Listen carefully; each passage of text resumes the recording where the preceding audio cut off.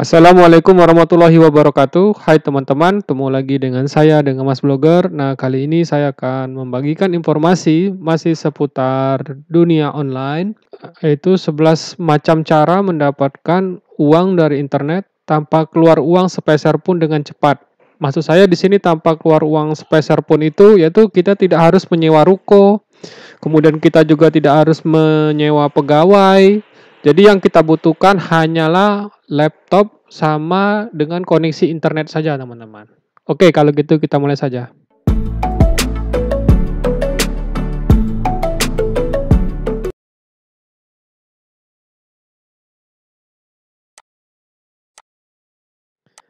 Assalamualaikum warahmatullahi wabarakatuh. Hai teman-teman, ketemu lagi dengan saya dengan Mas Blogger. Nah, jika teman-teman baru pertama kali berkunjung ke channel saya, yaitu channel Mas Blogger, teman-teman bisa subscribe dulu dan aktifkan loncengnya, jadi teman-teman tidak ketinggalan jika ada informasi terbaru dari Mas Blogger. Ini adalah akumulasi pengalaman saya selama saya terjun di dunia internet dan mendapatkan uang.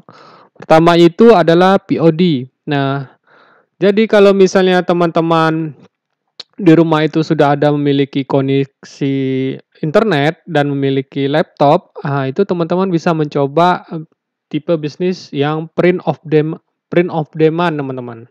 Itu singkatan dari POD.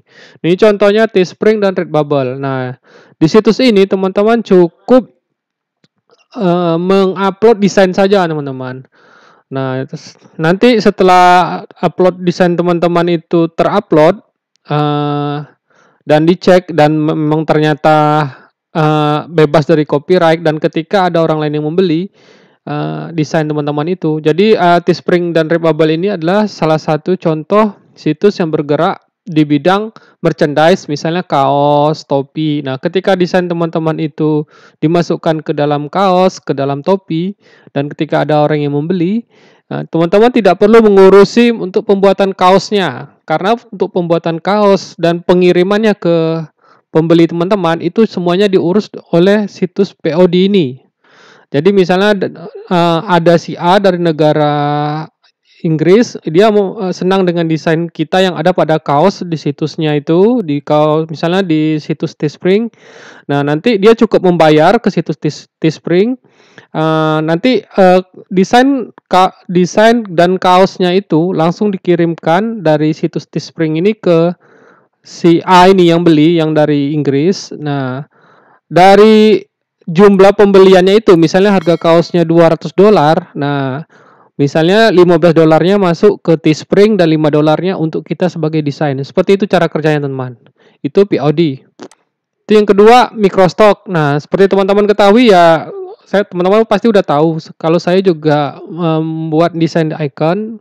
Desainnya itu saya upload ke situs ini. Jadi ini juga sama, teman-teman. Jadi yang dibutuhkan hanya kreativitas teman-teman dan teman-teman itu bisa mendesain. Jadi hampir sama kayak POD, cuman microstock ini lebih kepada ikonnya, teman-teman. Ini saya lebih khususkan diri pada icon. Terserah sih teman-teman mau fokus di icon, buat desain icon, apa di logo, apa misalnya senang fotografi, jadi ngupload videonya hasil dari kamera digital teman-teman, atau mengupload foto, teman-teman. Itu microstock. Kemudian dropshipping. Nah, jadi untuk dropshipping ini adalah suatu jenis yang teman-teman tidak memerlukan inventory barang. Jadi misalnya gini, teman-teman.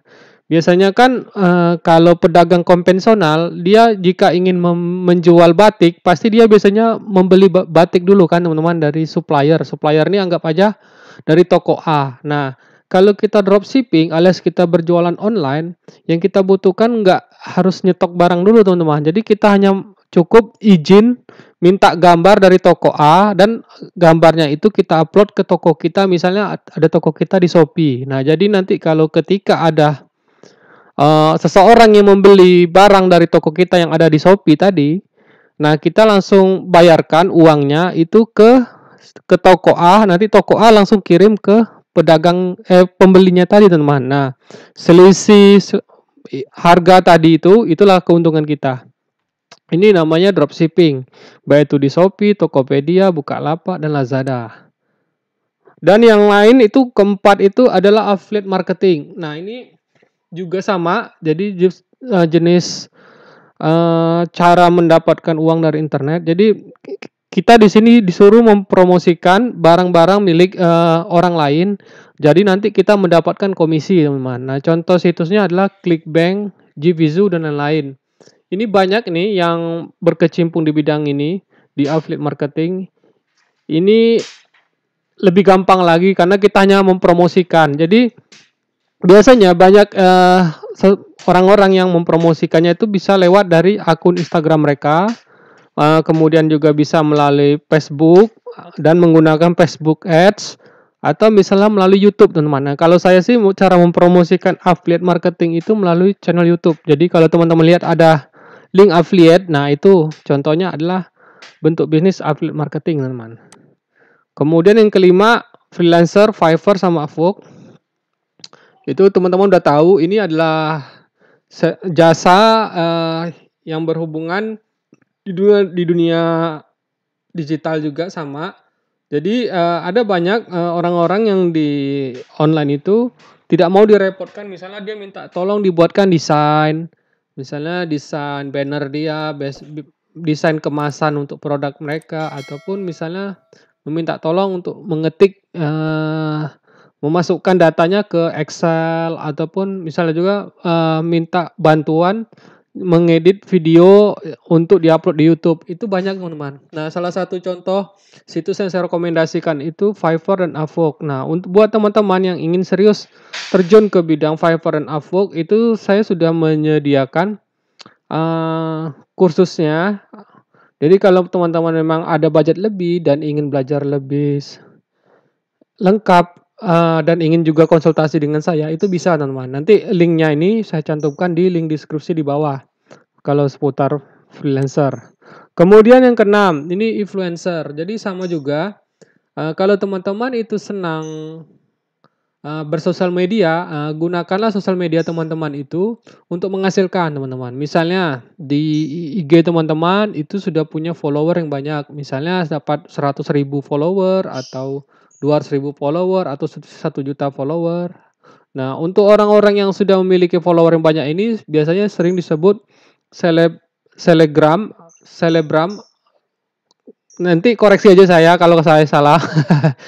Nah, ini juga bisa dimanfaatkan kalau teman-teman punya follower yang banyak, yaitu sambil mempromosikan produk orang lain atau istilahnya di endorse, teman-teman.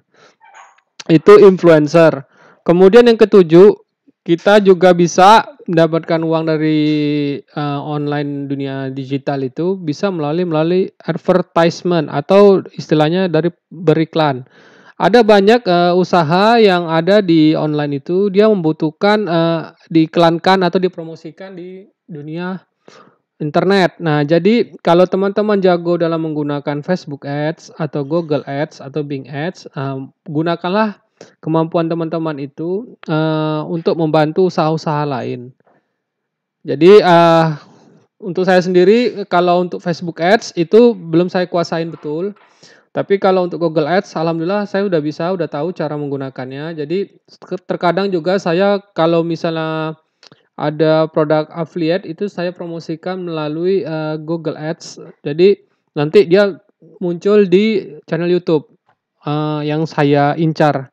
Misalnya channel YouTube yang paling rame, kemudian saya pakai untuk agar iklan saya itu muncul di channel dia gitu. Misalnya channel Deddy Kobuser. Nah, saya setting di sana supaya iklan saya muncul di channel Deddy Kobuser. Atau nomor 8. Nah, ini juga sama.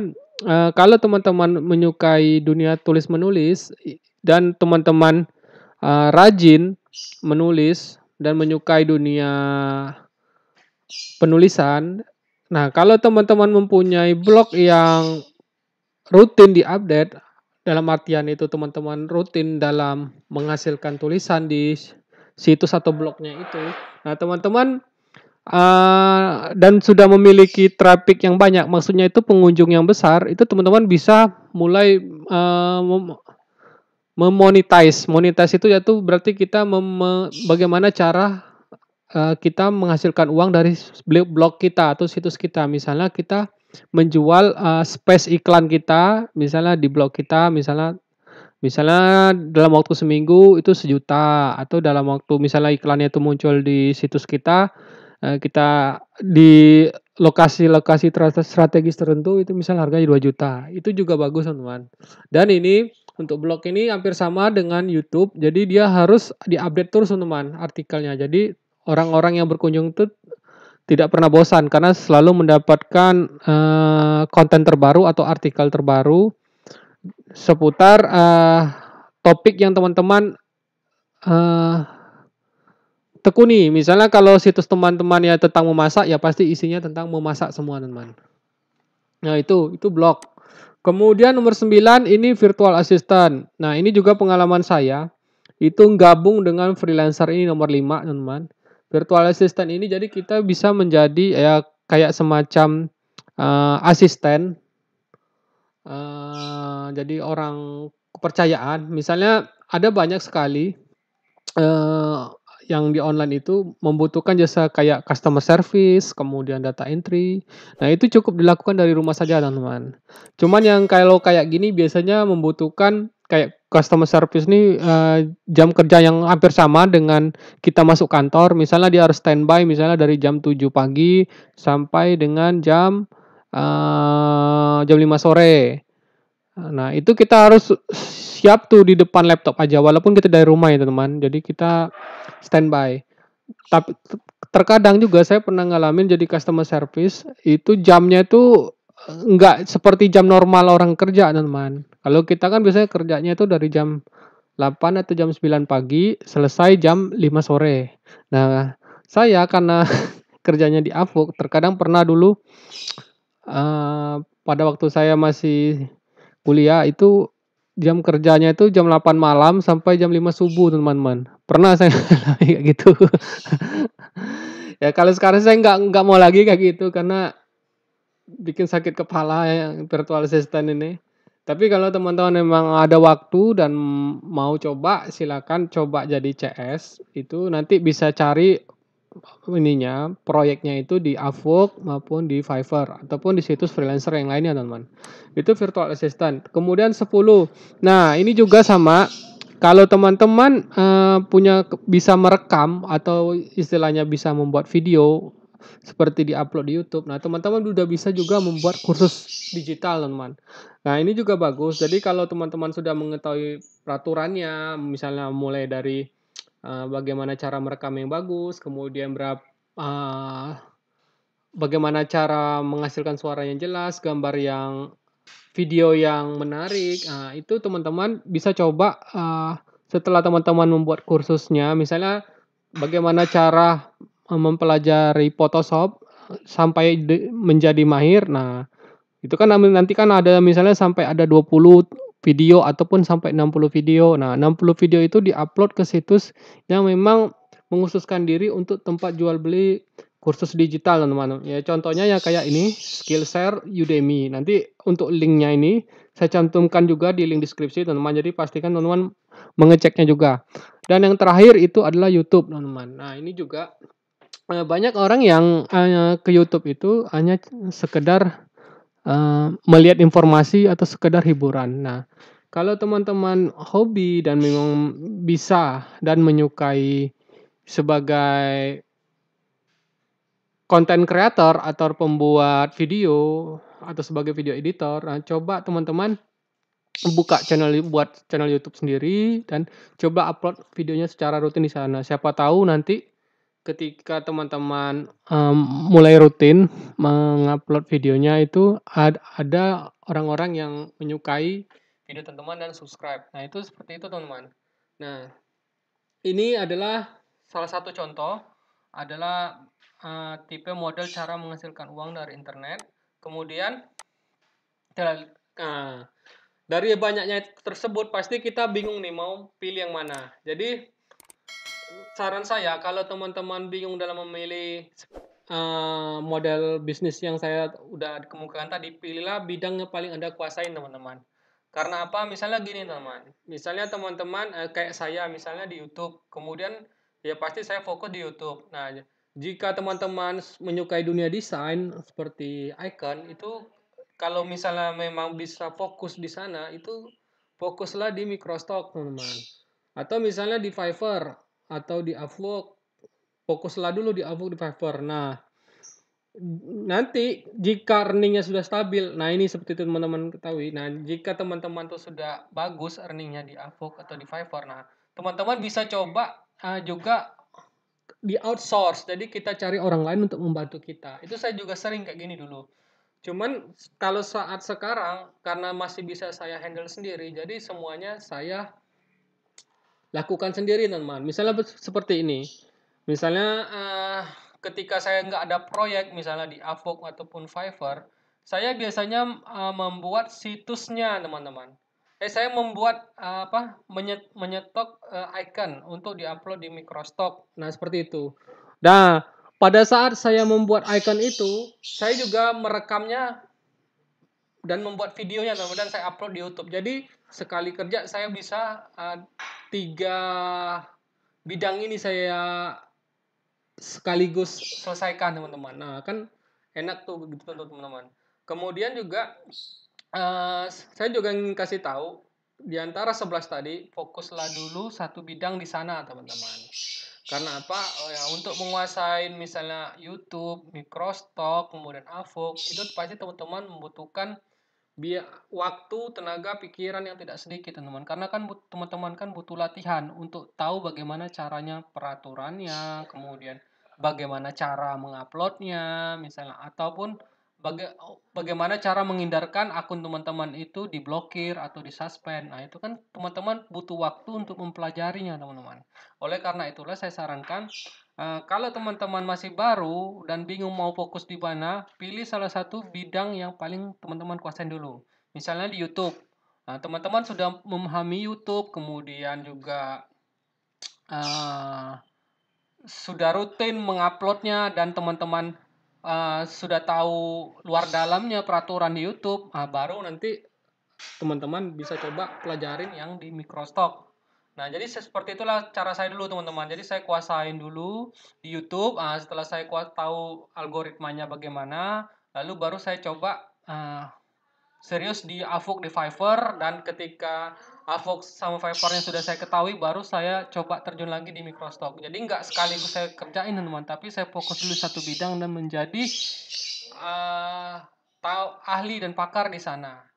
Nah, itulah. Kemudian barulah siklusnya itu ya berulang aja teman-teman. Jadi nanti teman-teman bisa setelah misalnya teman-teman sudah menguasai 3 bidang, ya kalau ada mau bidang lain yang dipelajari ya boleh aja. Jadi siklusnya berulang kayak gitu aja. Nah, kemudian teman-teman, itu saja menurut saya yang bisa saya berikan. Semoga bermanfaat, dan jika misalnya teman-teman masih bingung, nanti teman-teman bisa langsung bertanya di kolom komentar ya teman-teman. Oh iya, kalau misalnya teman-teman ada lagi video yang ingin saya buatkan, nanti teman-teman juga silakan berkomentar juga di kolom bawah.